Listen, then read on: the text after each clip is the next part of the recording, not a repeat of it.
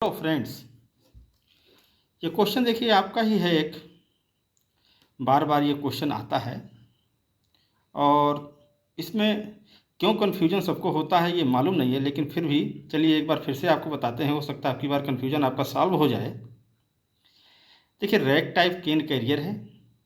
Inter rack career की linear speed का calculation clear कि कितने मीटर प्रति मिनट चैन अपनी चल रही है। इंटर रैक कैरियर वगैरह हुआ, चाहे रैक टाइप केन कैरियर हुआ। रैक टाइप केन कैरियर इसलिए बोल रहे हैं, हमने अपने यहाँ का ही डाटा एक लिया हुआ है। देखिए, सबसे पहले तो कुछ आपको जो डाटा चाहिए वो आपके जो है मोटर और गियर बॉक्स में लिखे रहते हैं। सबसे पहले उसको आप एक कॉपी पर राइट डाउन कर लें।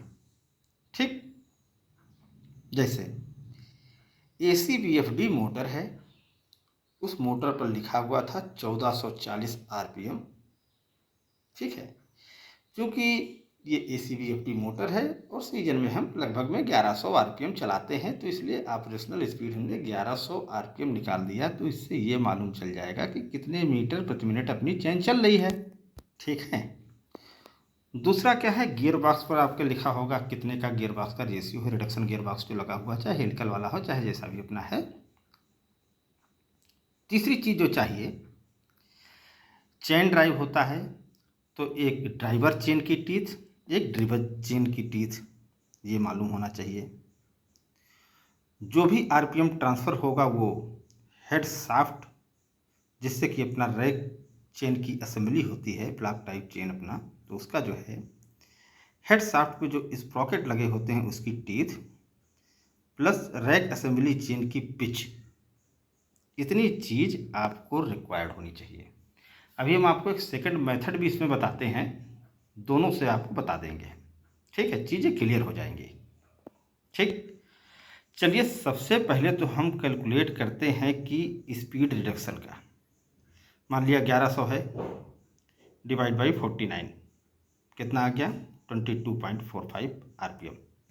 उसके बाद ये जो RPM है ये अपनी ड्राइविंग चेन पर आएगा, जिसमें 19 टीथ हैं और 45 टीथ है ड्राइविंग चेन। तो इसका स्पीड निकालने के लिए हमने आपको फार्मूला बताया था N1T1 equal to N2T2।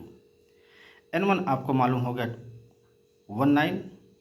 19 T1 तो अपना आपका ही है 19 और 22.45 हो गया N1, और N2 आपको निकालना है, T2 आपको मालूम है 45। इससे आप कैलकुलेट करेंगे तो जो N2 की वैल्यू निकल के आएगी 9.478 RPM आ जाएगा। ये RPM सीधा अपना हेड साफ्ट जो है वहाँ पर ट्रांसफ़र होगा, उसमें स्प्रॉकेट लगा हुआ है, सेम RPM इसी का होगा, हमने इसीलिए इसको लिख दिया है। जो हेड साफ्ट पर स्प्रॉकेट लगा हुआ है वो 12 टीथ का है और चेन की पिच 300 mm मतलब 0.3 मीटर। फार्मूला आप याद करें, PNN, pitch, RPM, number of Sprocket teeth, multiply कर दिया 34.12 मीटर प्रति मिनट। क्लियर हो गया? यहाँ तक तो आपको चीज़ क्लियर हो गई होगी। अब देखिए हम सेकंड मेथड ये बताते हैं, इतना लंबा ना करके दूसरा मेथड में अभी वही चीज़ है। अब ये ACVFD मान लिया मोटर नहीं है आपकी, उसमें मोटर का RPM लिखा हुआ है 1440 RPM, गियर बॉक्स है 56:1 का, चेन की टीथ है 18 और 63, और सिंप्लेक्स चेन जो है ड्राइविंग चेन है उसका पिच 3 इंच। देखिए थोड़ा सा चेंज रहेगा, इसमें निकलेगा सब सेम, दोनों से आप निकाल के देख लीजिएगा। 1440 डिवाइड बाई 56 कर दिया, इतना RPM आ गया। यहाँ तक क्लियर हो गया? N1T1 N2T2 यहाँ से आप ये निकाल देंगे N2। यहाँ तक तो चीज़ सेम है। अब चेंज क्या है देखिएगा, यहाँ तक तो समझ में आ गया आपको। आपको देखिए ड्राइविंग चेन की टीथ 18, सिंप्लेक्स चेन की पिच 3 इंच। क्लियर? तो सबसे पहले आप डायमीटर निकाल दिए, सीधा सीधा टीथ मल्टीप्लाइड बाई पिच जो है सिंप्लेक्स चेन की 54 इंच। क्लियर हो गया? इस 54 इंच को आप पहले mm में जब कन्वर्ट करेंगे तो 25.4 से मल्टीप्लाई करेंगे, mm हो गया। 1000 से डिवाइड करेंगे तो ये मीटर हो गया, 1.37 मीटर हो गया डायमीटर। क्लियर, ये चीज़ समझ में आ गई। इसके आगे चलते हैं। इसमें पेरीफेरल स्पीड निकाली जाती है। पेरीफेरल स्पीड का फार्मूला आपको मालूम है, पाई डी एन। पाई की वैल्यू 3.14, डाया कितना निकल के आया था 1.37 मल्टीप्लाइड बाई एन, जो आपका आरपीएम अभी हमने निकाला हुआ था N1T1 इक्वल टू N2T2 से। क्लियर हो गया,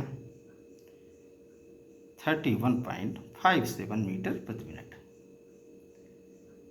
दोनों चीज़ें क्लियर हो गई होंगी। चाहे आप PNN से करिए, चाहे ये डायमीटर निकाल के कर लीजिए, दोनों से सब कुछ सेम आएगा। आप अपने यहाँ का स्पेसिफिकेशन ले लीजिएगा, अपने स्पेसिफिकेशन के हिसाब से आप करिए, इसको कैलकुलेट करें, यही निकल के आएगा। ये एक बार हम आपको बहुत पहले भी ये चीज़ बता चुके थे, लेकिन बार बार वही क्वेश्चन जब आता है तो फिर ये होता है कि हो सकता है ये आप लोग पूरा वीडियो देखते ही ना हो। कहा हुआ है कि एक नोट्स बना लें। जब नोट्स बना होगा तो ये बार बार क्वेश्चन पुटअप नहीं होगा। कोई नया नया क्वेश्चन लाइए जिससे कि और अच्छा लगे वीडियो बनाने में भी और आपको समझाने में भी। तो ये चीज़ें हैं, इसको आप देखिए, अपने यहाँ का डाटा लीजिए, उसके बाद कैलकुलेट करके करिए, देखिए कितना निकल के आता है। उसके बाद भी कोई कन्फ्यूजन हो तो आप कमेंट बॉक्स में लिखिए, इसको सॉल्व करने की कोशिश करेंगे।